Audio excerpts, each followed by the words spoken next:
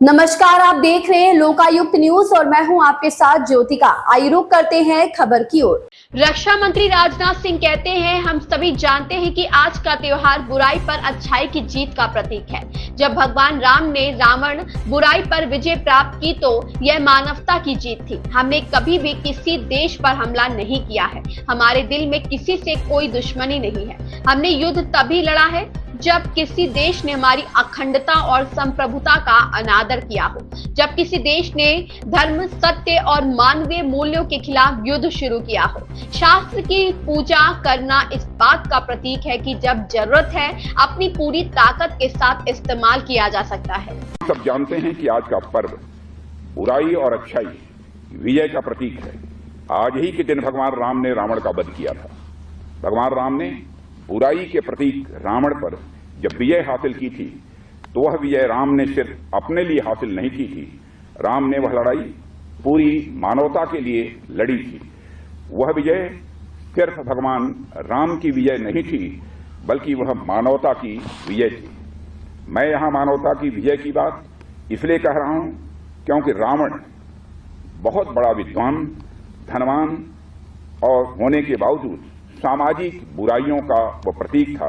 वह अधर्म का प्रतीक था, वह असत्य का प्रतीक था। और भगवान राम उस बुराई, उस अधर्म और उस असत्य के विरुद्ध लड़ रहे थे। भगवान राम की रावण से कोई व्यक्तिगत दुश्मनी नहीं थी। भगवान राम ने किसी घृणा में आकर रावण से युद्ध नहीं किया, बल्कि उन्होंने रावण से युद्ध इसलिए किया क्योंकि रावण मानवीय मूल्यों के सर्वथा विरुद्ध था।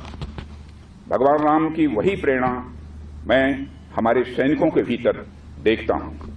हमने आज तक किसी भी देश पर आक्रमण नहीं किया है, क्योंकि हमारे मन में किसी भी देश के लिए कभी भी कोई बैर का भाव नहीं रहा है।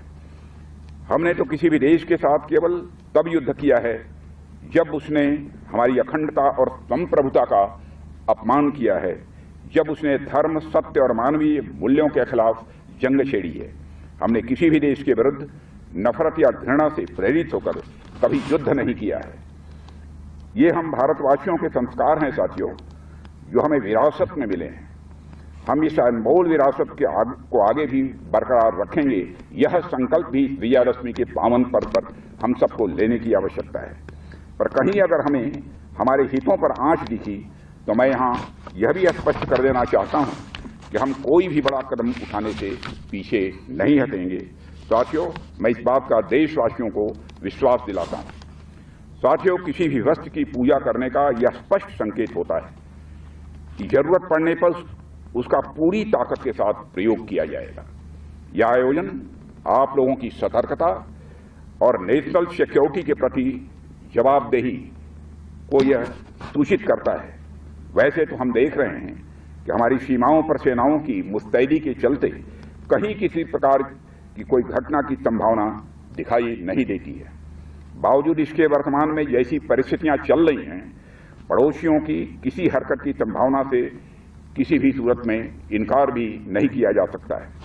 रक्षा मंत्रालय का उत्तरदायित्व संभालने के बाद से ही मैंने हमेशा इस बात पर बल दिया है कि ग्लोबल सिनेरियो चाहे कुछ भी हो, पर हमें अपनी तैयारियों में कहीं कोई कमी किसी भी सूरत में नहीं रखनी है। इस परिस्थिति के लिए हमेशा और हर विकल्प के साथ प्रोएक्टिवली हम सबको तैयार रहना है। हम राष्ट्रीय सुरक्षा में पूरी तरह मुस्तैद रहें। साथियों, यह समय की मांग है। इस खबर में बस इतना ही। बने रहिए लोकायुक्त न्यूज के साथ।